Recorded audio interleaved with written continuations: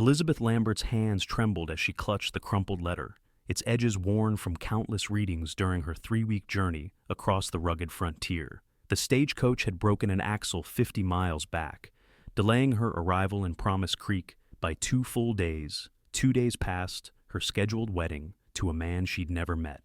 The year was 1875, and at 22, Elizabeth had left behind everything familiar in Boston following her parents' passing, answering an advertisement from one Nathan Harrington, a cattle rancher in Wyoming Territory seeking a bride. Their correspondence had been brief but promising. Now, as the replacement coach finally rumbled into the dusty main street of Promise Creek, her stomach twisted with dread.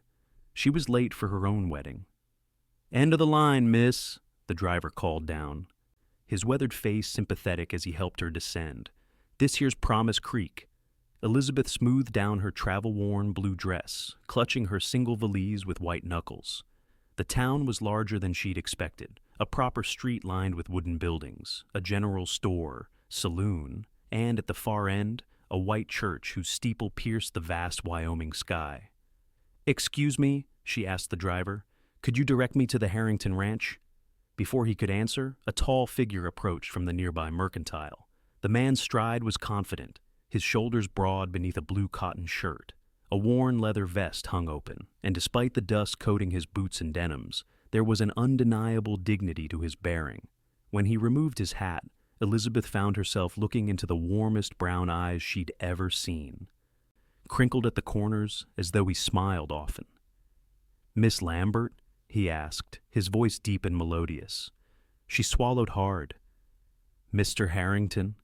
He nodded, a gentle smile spreading across his sun-bronzed face. "Nathan Harrington, at your service." I'm so terribly sorry," she blurted, mortification heating her cheeks. "The coach broke down, and we were stranded, and the wedding was set for 2 days ago, and "Miss Lambert," he interrupted softly, his smile growing. "You're right on time for forever." The unexpected tenderness in his voice stole her breath away. He didn't seem angry. If anything, he appeared relieved. "You're not disappointed?" she ventured. Nathan shook his head. "I'd begun to fear you might have changed your mind entirely. When word came that the stage had broken down, I nearly rode out myself to find you." A small crowd had begun to gather, curious townsfolk watching their exchange with undisguised interest. Elizabeth felt her face flush deeper. "Perhaps we could continue this conversation somewhere more private," she suggested. "Of course." Nathan gestured toward a hitching post where a magnificent chestnut mare stood waiting. "I've arranged a room for you at Mrs. Holloway's boarding house. I thought you might appreciate some time to rest before we proceed with anything else." His consideration touched her deeply. In her correspondence with Mr. Harrington, he had seemed practical and straightforward. His letters had been respectful but businesslike. This thoughtfulness hadn't been evident on paper. As Nathan secured her valise to his saddle, the stagecoach driver tipped his hat. "Best of luck to you, miss." Elizabeth smiled uncertainly. "Thank you for everything." Nathan helped her onto his horse, then mounted behind her. The proximity was startling. She could feel the solid warmth of his chest against her back, his arms reaching around her to hold the reins. No Boston gentleman would ever have suggested such an arrangement, but frontier practicalities clearly trumped Eastern propriety. "Hold tight," he murmured, his breath warm near her ear as they set off down the street. Promise Creek was bustling with afternoon activity. Women in practical calico dresses nodded at Nathan as they passed, their curious gazes lingering on Elizabeth.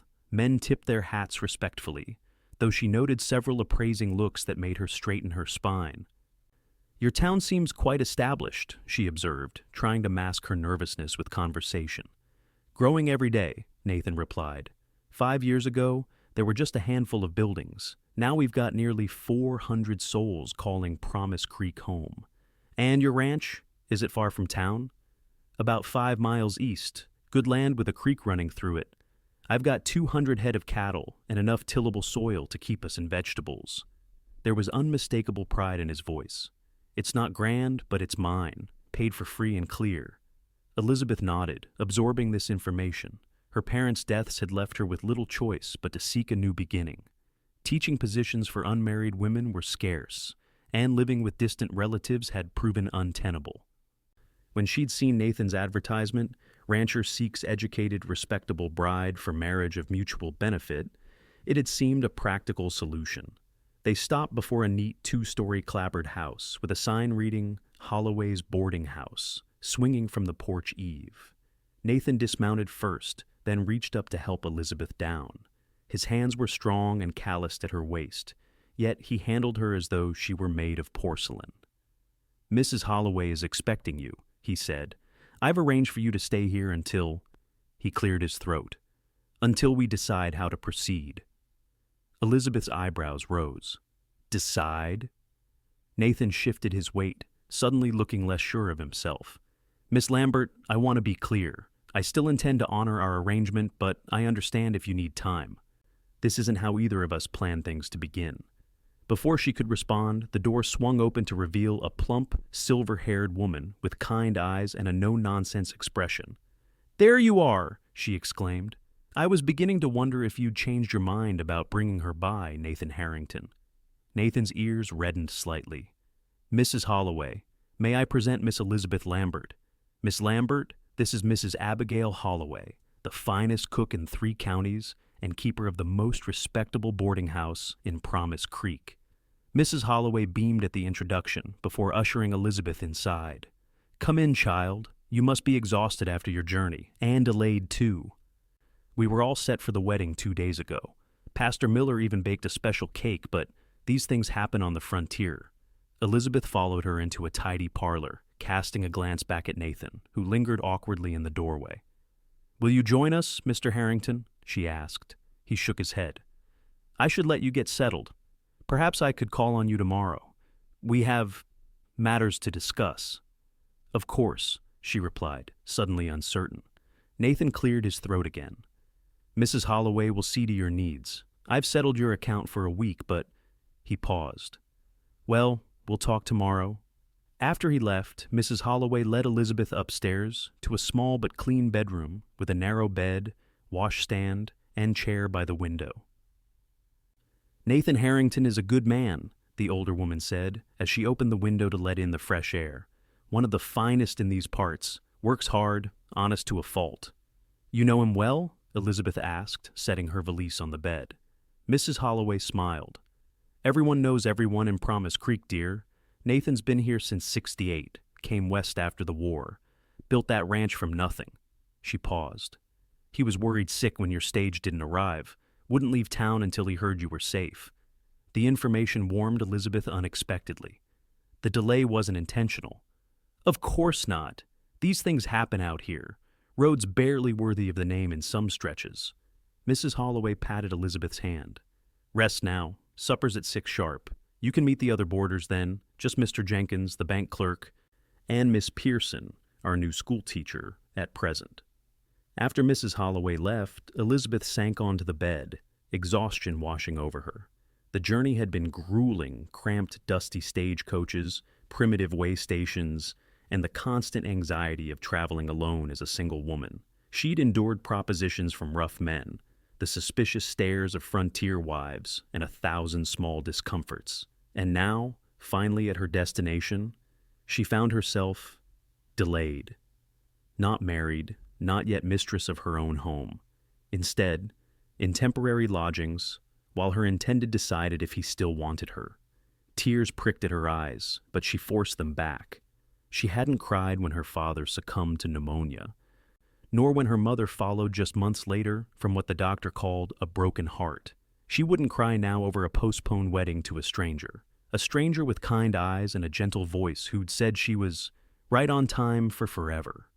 Elizabeth rose and moved to the washstand, pouring water from the pitcher to wash away the travel dust. Perhaps a fresh start was still possible, just not quite as immediate as she'd planned.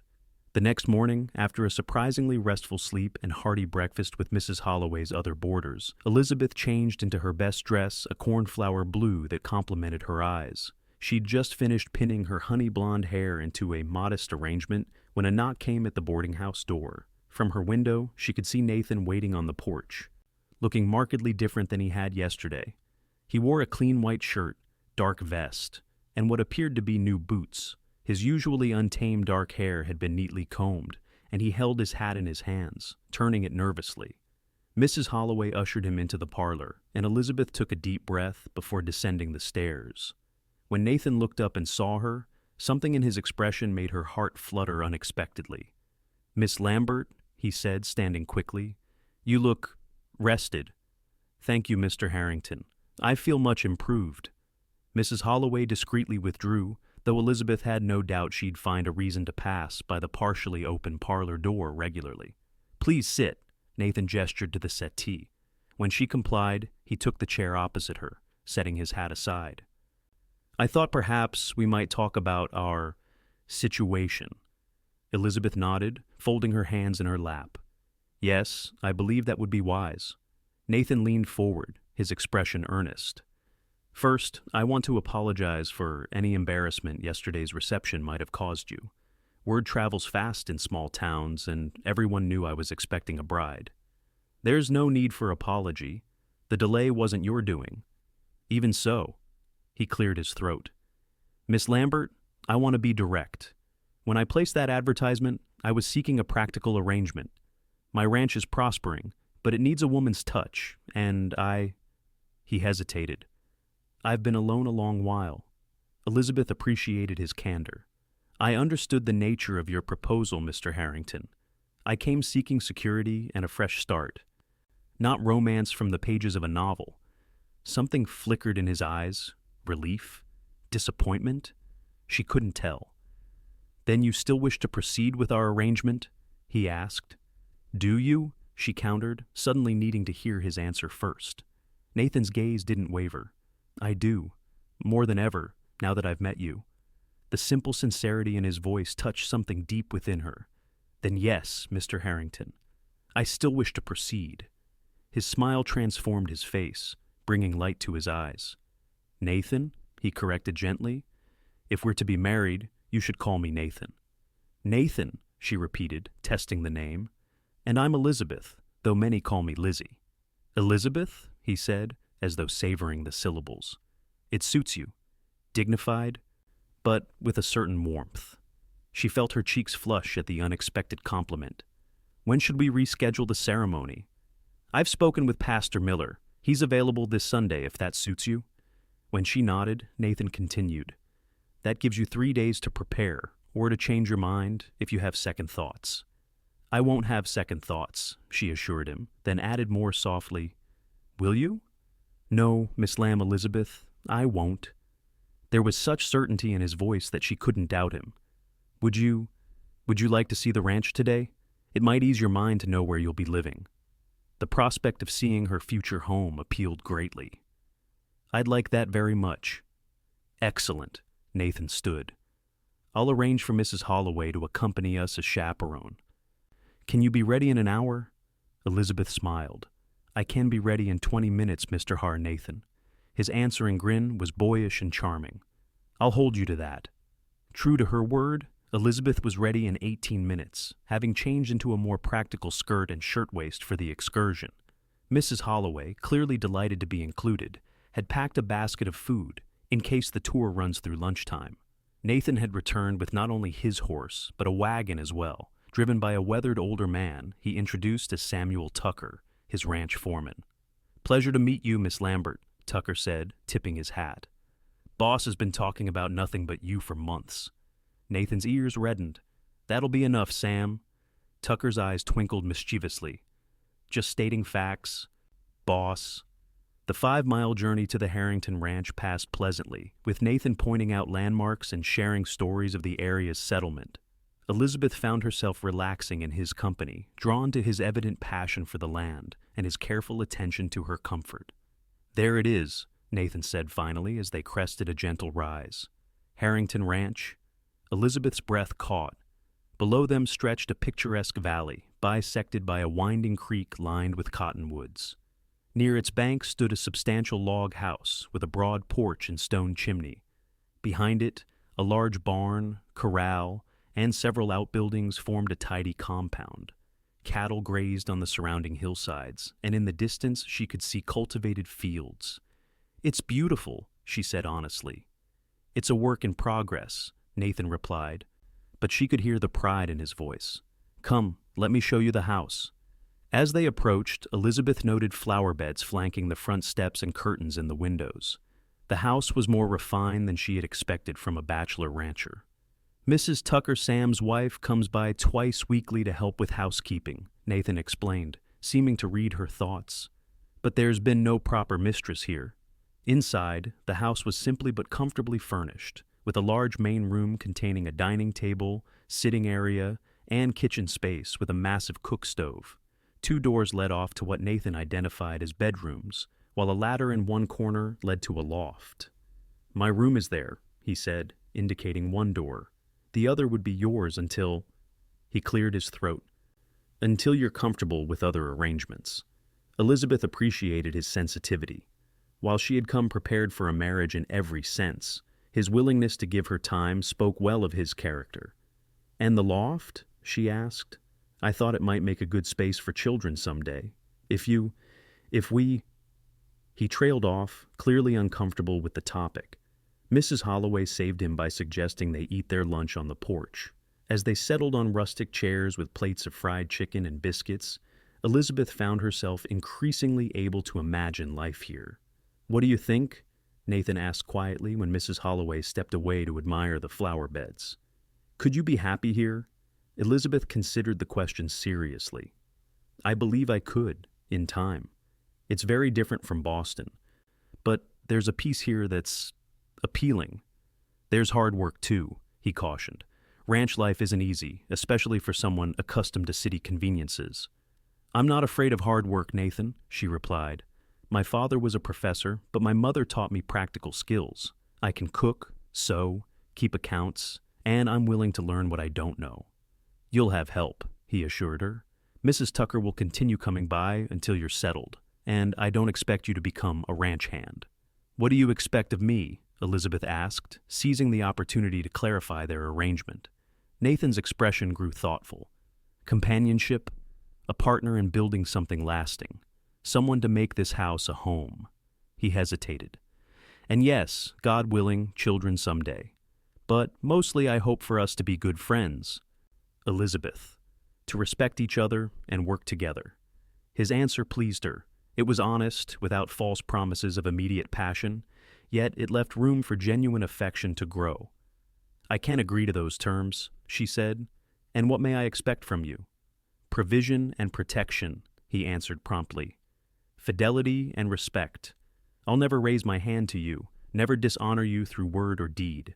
This ranch will be as much yours as mine, and while I'll always listen to your counsel, I'll shoulder the heaviest burdens. His eyes met hers steadily. I can't promise to be the most refined husband, but I'll be true. Elizabeth felt something shift inside her, the first stirrings of what might someday be more than practical regard for this straightforward man. Then I believe we have an understanding. Nathan Harrington. His smile was like sunrise breaking over the mountains.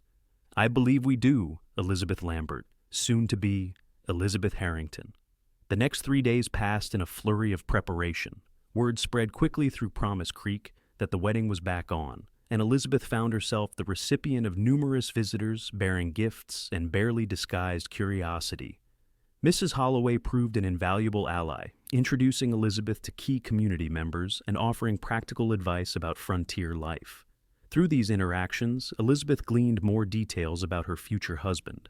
Nathan had arrived in Wyoming after serving with the Union Army during the Civil War. He had worked as a cowhand for several years before staking his claim and slowly building his ranch from nothing. He was respected for his fairness, known for his horsemanship, and considered one of the territory's most eligible bachelors. Half the unmarried women in 3 counties set their caps for him.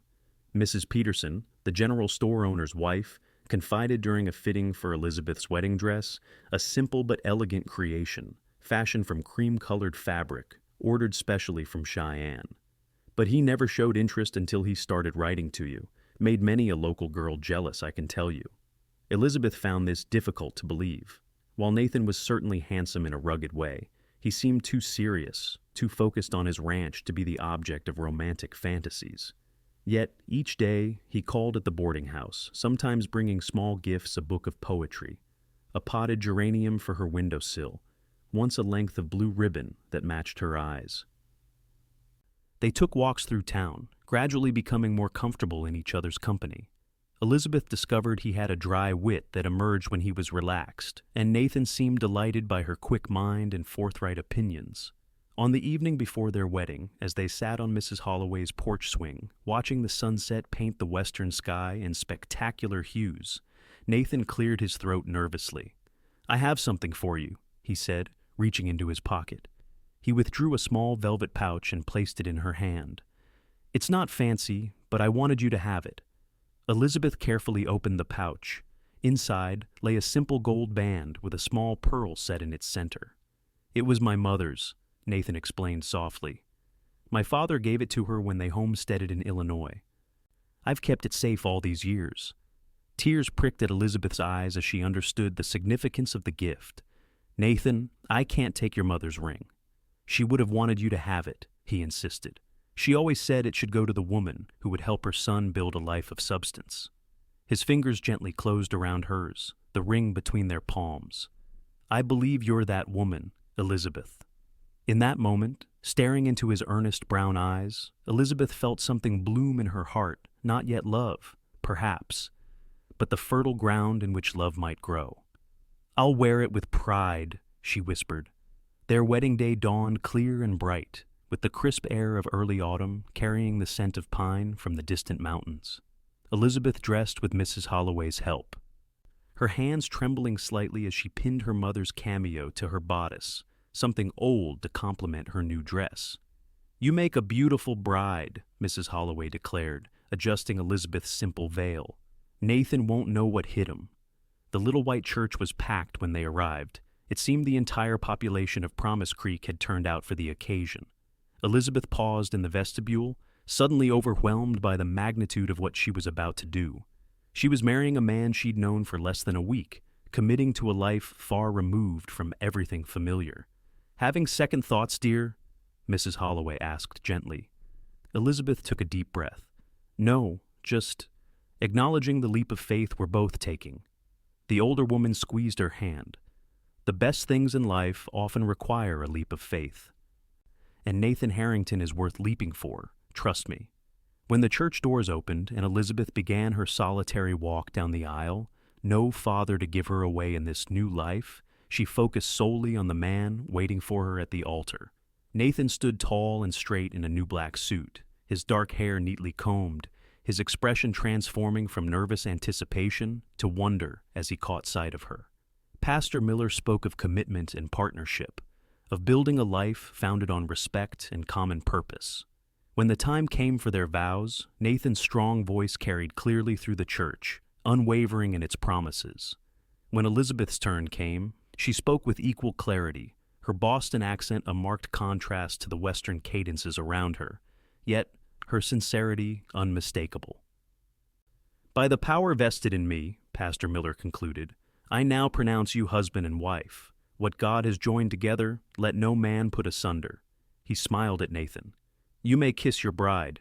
Nathan hesitated only briefly before leaning down to press his lips gently against Elizabeth's their first kiss, witnessed by the entire community. It was brief but tender, a promise rather than a passion, and when they turned to face the congregation as Mr. and Mrs. Nathan Harrington, Elizabeth felt a surprising sense of rightness wash over her. The celebration afterward was held in the town hall, with tables groaning under the weight of contributed dishes. Elizabeth found herself passed from one well-wisher to another, trying desperately to remember names and relationships, while Nathan remained steadfastly by her side. "You're doing wonderfully," he murmured during a rare moment alone. "They all adore you already." "They're being kind to your bride," she corrected. "Adoration will take longer to earn." "Then they'll adore you by Christmas," he said, with such certainty that she had to smile. As the afternoon waned, Mrs. Holloway approached with Elizabeth's valise. "I've packed your things, dear. Nathan says you'll be staying at the ranch tonight." The reality of what awaited them their wedding night suddenly loomed large. Elizabeth felt heat rise in her cheeks. "Thank you for everything, Mrs. Holloway." The older woman embraced her warmly.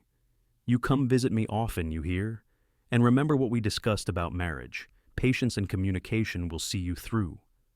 The 5-mile journey to the ranch passed mostly in silence, with Nathan driving the wagon and Elizabeth sitting beside him, hyper-aware of his proximity. When they arrived, she was surprised to see smoke rising from the chimney and lamps glowing in the windows. "Mrs. Tucker came ahead to prepare things," Nathan explained. "She won't be here now, but she wanted to make sure the house was warm and welcoming for you." Inside, Elizabeth found the main room transformed. Fresh flowers adorned the table, a fire crackled in the hearth, and a delicious aroma wafted from covered dishes on the stove. "She didn't need to go to such trouble," Elizabeth said, touched by the woman's thoughtfulness. "Everyone wants this to be special for you," Nathan replied. "For us." He carried her valise into what was now her bedroom, then returned to stand awkwardly in the center of the main room, clearly uncertain how to proceed. "Are you hungry?" he asked finally. "Mrs. Tucker left supper for us." Elizabeth nodded, grateful for the mundane task to ease the tension. They ate by lamplight, making stilted conversation about the wedding and their guests, until Nathan finally set down his fork with a sigh. "Elizabeth," he said, meeting her eyes directly, "I want you to know that I understand this is difficult. We're strangers in many ways, yet now we're husband and wife." "Yes," she agreed softly. "It's rather overwhelming. I meant what I said earlier about giving you time." His expression was earnest. "The bedroom is yours for as long as you need. I can sleep here by the fire until you're comfortable with other arrangements." His consideration moved her deeply. Many men in his position would simply assert their marital rights without regard for her feelings. "That's very kind of you, Nathan." "It's not kindness," he corrected gently. "It's respect. I want our marriage to start on solid ground." Elizabeth studied her new husband's face, the strong lines of his jaw, the kindness in his eyes, the sincerity in his expression.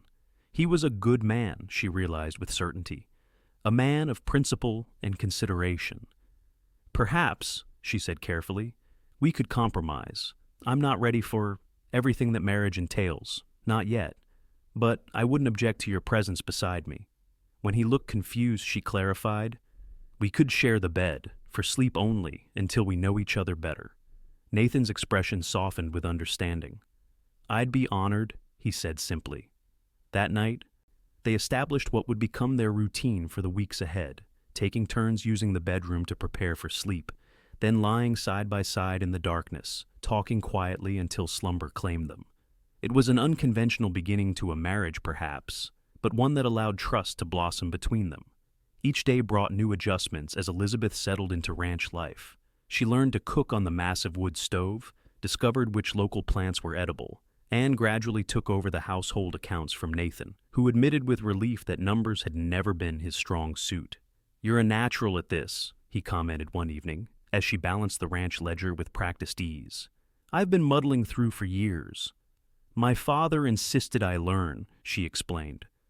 "He said a woman should always understand finances, regardless of her circumstances. He was a wise man." "He was," she agreed, a hint of sadness coloring her voice.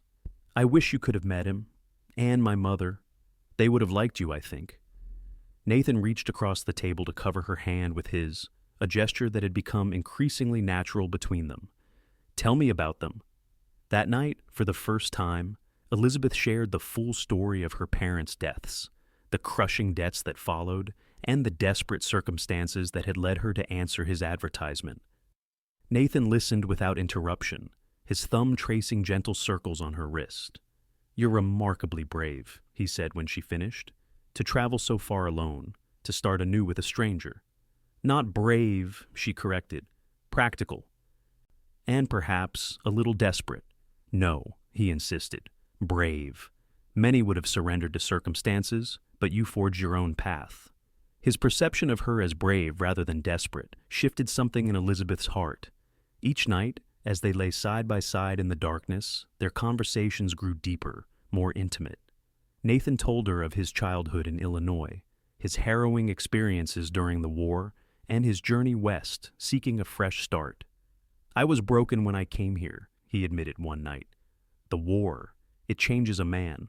For years I focused only on survival, on building something tangible with my hands to drown out the memories. And now? She asked softly. His hand found hers beneath the quilt. Now I find myself thinking about the future in ways I haven't for a very long time. October gave way to November, bringing colder temperatures and the first dusting of snow to the higher elevations. Elizabeth found herself increasingly integrated into ranch operations, not just maintaining the household, but helping with calving, learning to manage the vegetable cellar, and even assisting when one of the cowboys dislocated his shoulder. "Where did you learn to set a joint like that?" Nathan asked afterward, clearly impressed. "My mother volunteered at the hospital during the war," she explained. "She taught me what she knew." She hesitated, then added, "I've been thinking I might offer to help Dr. Wilson when he's overwhelmed. He mentioned at church that he struggles during outbreak season." Nathan's face lit with approval. "You'd be excellent at that. Dr. Wilson could use the assistance, and it would give you connections in the community beyond being the rancher's mail-order bride." His understanding of her need for her own identity, separate from her relationship to him, endeared him to her further. As Thanksgiving approached, Elizabeth realized with surprise that she'd been at the ranch for nearly 2 months. The awkwardness between her and Nathan had gradually dissolved, replaced by genuine companionship and growing affection. They worked well together during the day and talked late into the night, their bodies gradually shifting closer in sleep, until she often woke to find herself nestled against his solid warmth. Yet, despite this growing closeness, an invisible barrier remained. Neither had taken the step to transform their marriage from one of companionship to true intimacy. Elizabeth found herself increasingly aware of Nathan physically, the strength in his hands as he worked with the horses, the way his shirt stretched across his shoulders, the rare occasions when he laughed unreservedly, his entire face transformed. The change came unexpectedly, triggered by disaster. A sudden early blizzard swept down from the mountains, catching one of the ranch hands and a small herd of cattle in an exposed pasture. Nathan organized a rescue party immediately, riding out into the teeth of the storm, despite Elizabeth's fears. "I can't leave Thomas out there," he explained as he donned his heaviest coat. "He's just 19, Elizabeth, barely more than a boy." She helped him prepare, packing food and medical supplies, her heart heavy with dread. "Promise me you'll be careful," she urged, gripping his arms. "Promise me you'll come back." Something in her voice made him pause. His gloved hands framed her face gently. "I promise," he said, then leaned down to kiss her, not the chaste peck they'd shared at their wedding, but a kiss of surprising tenderness and promise. Then he was gone, riding into the swirling white with Sam Tucker and 2 other men, leaving Elizabeth to maintain an anxious vigil at the ranch house. She kept the fire blazing, prepared hot food and coffee, and set out blankets and dry clothing for their return. As hours passed with no sign of them, her worry deepened into fear. Night had fallen when she finally heard the sound of horses approaching. She flung open the door to see Nathan leading the party, supporting a half-frozen Thomas across his saddle. The young cowboy's face was blue with cold, his clothing frozen stiff. "Get him inside," Nathan ordered, his own voice hoarse with exhaustion. "He's alive, but only just." The next hours blurred together as Elizabeth worked feverishly to save the young man from frostbite and exposure. She stripped off his frozen clothing, wrapped him in warmed blankets, and spooned broth between his blue lips, while Nathan and the others tended to the horses and brought in the rescued cattle. When Thomas finally slept, his color improved and his breathing steady, Elizabeth turned her attention to the rescuers. Sam Tucker and the others departed for their own cabins once they had warmed themselves, leaving Nathan sitting exhausted by the fire, his own clothing still damp from melted snow. "You need to get out of those wet things," she told him, concern evident in her voice. "You'll catch your death." He attempted a smile, but his face was drawn with fatigue. "I'll move in a minute. Just need to rest first." "Nathan Harrington, you will move now," she insisted, pulling him to his feet. "I didn't spend hours saving that boy just to have you succumb to pneumonia from stubbornness." He allowed her to help him to their bedroom, where she efficiently unbuttoned his shirt, her hands steady despite the intimacy of the act. When he stood before her in just his undergarments, she hesitated only briefly before helping him into dry clothes, then guiding him to the bed. "You were magnificent today," he said, as she tucked blankets around him. Thomas would have lost those fingers without your quick work. And he would have died in that pasture without your courage, she countered, sitting on the edge of the bed.